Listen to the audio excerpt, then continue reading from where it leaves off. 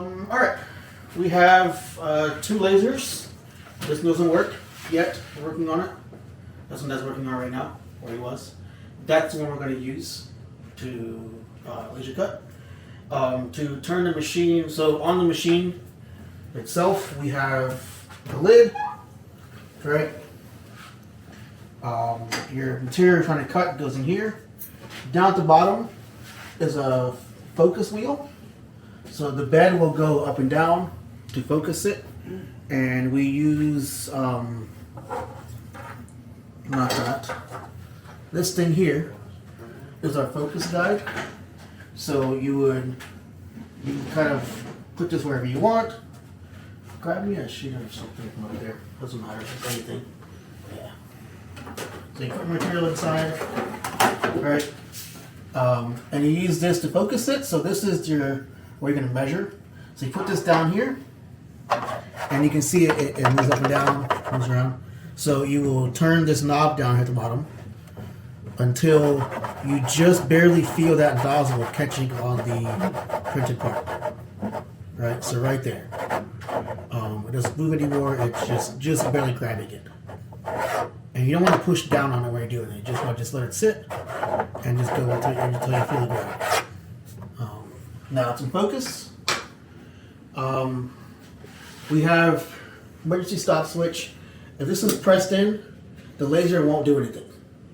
We had somebody, I think last week, that was, oh, it's not working. I come in here and I just do this and magically it works again. This key, same thing. If this key is in the off position, it won't do anything. So key has to be on, and this has to be twisted, and it comes up. If it's up, it's good. That's really it on the machine. There's not a whole lot to do with it.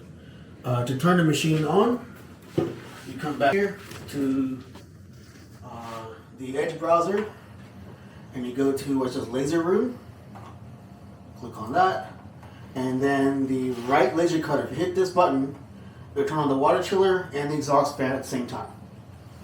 And so we hit that, everything comes up, right? You'll hear some beeping sounds from that thing in a second. Yep. And that's it. It's ready to go. Machine is on. If you see a red dot here, that means it's on and it's working. If the e-stop is hit, I think the red dot goes off. Right? So make sure that the red dot is on when you go to try to cut anything. Same thing with this. If you do that, this controls, I think, just the light. Nope, that's everything.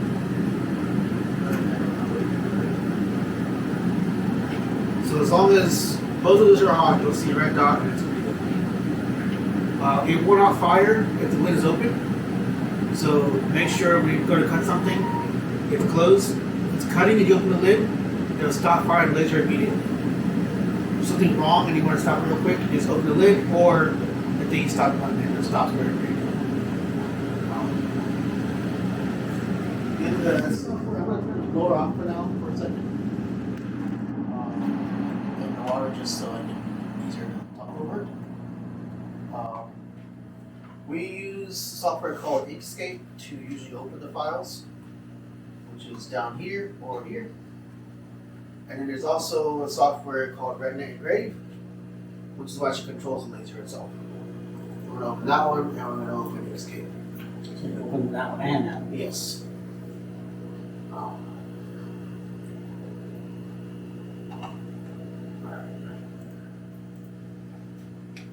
And here's Inkscape. This is just a file for creating your designs and importing your files in to send to the machine. What files does it take? It can take everything from JPEG, bitmap, any vector format like PDF, SVG, DWG, DWG is fine. DXF. DXF is also fine, yeah. Sometimes DXFs and DWGs are kind of weird, and you got to convert them to the right format. Remember last week? Right. So if it's a binary DWG or DXF file, it won't work. Okay. It has to be ASCII. Okay. And I forget how we worked around that. I think we loaded it into the viewer and printed it as a PDF. Yeah, so we opened it up in like AutoCAD viewer or something. Viewer, say that printed as a PDF, sent the PDF to Inkscape, and then sent that to the machine. Okay. jumps allows us to jump through. So try to avoid that if you can, and send an ASCII file to start with, and it goes smooth the entire time. I'm just gonna do a quick shape in here so we can get started. We're gonna draw a rectangle, right? When you're trying to cut something, you want to make sure your line width here is as small as possible. But sometimes if it's not, it'll do multiple passes to make up that line. Okay. And so just by default, we want to get as small as possible. So you go to Object, Fill and Stroke, and it's going to show up here. We want to make sure that the fill is turned off. We don't want it filled in, right? We want that, and then we want the stroke to be turned on, and stroke style, your width here, make that like 0.01 millimeters. So it disappears, right? When I click out of it, it's not, you can't see it, but it is still there.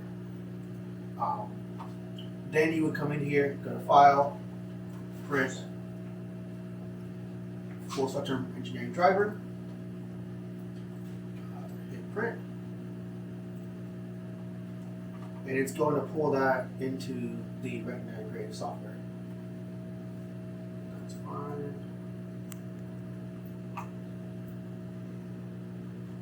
And in here you have raster engrave, vector cut, and design view. Design view is if you want to just do a simple shape, we just did here. You can just draw a simple shape right there and cut that if you want to do that. But most of the time you're going to be working with either vector cut or raster engrave. Raster, if you got like a bitmap or JPEG file, you want to engrave the file onto the material. That's what raster is for. Vector will do cutting. What does the thickness, what limitation? 1/4 inch. Or Should be, yeah, birch. Most materials will be fine.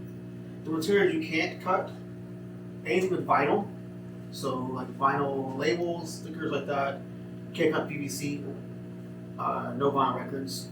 All those things release like a very toxic gas when you cut it, and it's super poisonous, so you don't want to cut it in that like that. But materials you can cut: acrylic, fabric, leather, wood. Any kind of wood is fine. Paper, cardboard, those are all. You can etch certain metals if you coat them with something. okay. Right, so anodized aluminum, it's already coated because it's the anodized, right? But if it's not coated, it's just raw aluminum, you want to paint it with something, right? Black spray paint or whatever it is, and etch the spray paint away. Same thing with steels and all that. There's also chemicals you can buy called Cermark for aluminum and metals.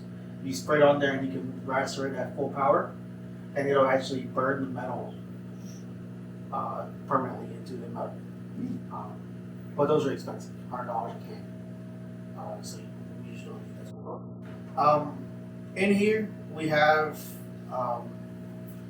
buttons up top. So home, and if you open that lid for a second, eraser.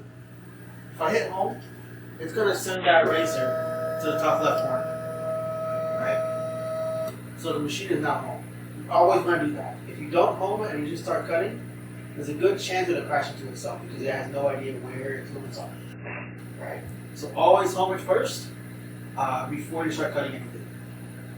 Then the next ones are, this one is job perimeter. So that's going to, if you click on that, it's going to highlight just the four corners of where that job's going to run. So you can just kind of line up the material and make sure it's going to fit in your material before you start and where it's going to cut. If you need to move it, the buttons here, the jog left, right, up, and down, is what you would use to move it manually to wherever you want to cut it. Right? So you hit jog right, it's going to go to the right. Jog down, it goes down. Right? Line me up there, Steve, or somebody. Just so it's top that corner. You good? You want to go up if you want to go to top. Yeah, keep going. Keep going. Is that good? It should be fine. Okay. You want to do the job perimeter real quick? Yeah. So job perimeter. Yeah, you're good. Highlight the section I was going to cut. If you want to do even one step further on job perimeter, next button over is perimeter steps. And if you click on that, it's going to basically go to each corner individually. Right, so I click on this, It goes to the next corner, flip again, it goes down, flip again, it goes there. Alright? And then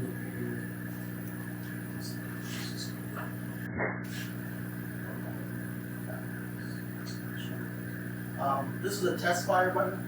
If you wanted to just quickly see if the is working, you can test fire for a more precise alignment. If you're trying to get it just right where you want it to go, you can test fire and align it, put a hole right wherever it currently is. Once you have that and you're ready to go, you have down here your power and your speed settings. So material-wise, you got to figure out what settings your material needs. Is there a rate for that? There's not a list for it yet. We haven't created one yet. We started a material test. You can see it here where we did stuff at different times and powers. Okay.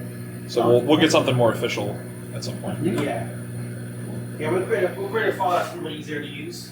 Next to the machine, you can pick it up.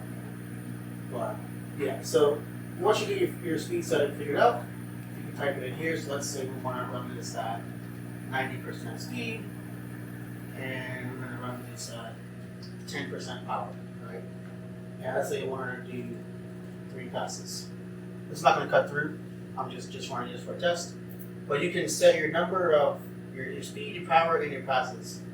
And you can also do in here in Inkscape, where we did the rectangle, you can do multiple things. Like we have that one was black. Let's see, we want this to be red. Let's see. No fill. Just make sure. Stroke and here we go. Let's say we set this to red.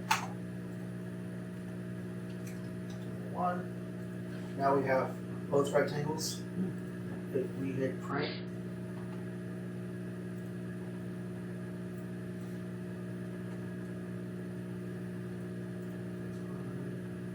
we have 2 colors now, right? So now we also have 2 options here. We can set the order of when it cuts which color, and also different settings for each color. So if you wanted the red to cut all the way through, let's say we set this to a speed of 10, 100% power, 1 pass. The black, we just want to mark it. So we're going to do 90% speed, 10% power, and let's just do 1 pass just to make it quicker. And you can set the order, so you can do either one to whatever. Whoever's on top is the one that does first. Right. So whatever number you have, right? So it doesn't matter if it's on top or bottom. Okay. It's the number that's what matters. So you can make this one to be 2 and this one to be 1 if you want to. Generally, if you're not trying to cut through, if you're just etching, you want those to be first and cut last. Otherwise, the material might drop or shift. Time move. Right. So you don't want to cut first, you want to cut last. So in this case, we're going to do this. We're going to etch that first and then cut the red line afterwards. And if you don't want a color to go at all, you can set the passes to 0, Right. and that'll turn that So off. if you set this past to 0, now it won't do red at all. It'll Okay. skip the red completely. So you can do that. So sometimes, like, I printed a little elephant, and there was 3 things you had to cut, and they were all overlaid on top of one another. And so you couldn't just, like, say cut. You had to disable 2 of the colors, cut that, then disable that color, enable a different one, move the material to a different space. You know, it was like almost like 3 separate cuts. Yep. So once we have it ready to go, close the lid. And make sure that the exhaust and the computer are on.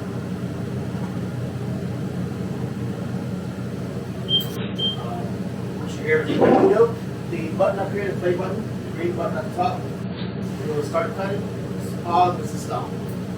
Right? So let's hit the button, the green button starts, and it will send it, which is going to fall over. There it goes.